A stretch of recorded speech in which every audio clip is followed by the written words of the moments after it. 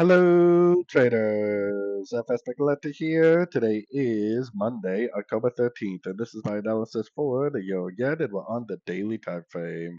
So on the euro again, I still think this could be a way B. And when you're looking at some sort of a flat, whether it's an expanding or a running, the 105 and the 123 are really likely targets. Price definitely did overshoot the 105, but it does look like it is trying to respect that area. If it does turn into a move to the downside, especially if it goes down and breaks this low right here, that should be the start of a downtrend that potentially would last many, many months. But we still don't really know that to be true until we take out this low.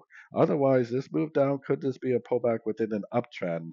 So taking it down to the 1 hour time frame, what I mean by that is the only thing we really know for sure right now is that this move from here to here is over.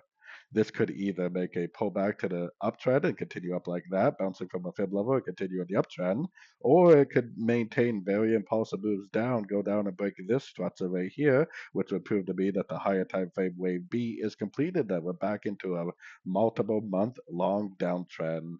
So right now, we probably would be looking for shorts because we do have breaks of structure and hopefully learning and earning whether this actually turns into a pullback to the uptrend or whether it turns into an impulsive move to the downside. So anyways, don't forget to check out my website linked over here in the corner. And as always, thank you for watching and happy trading.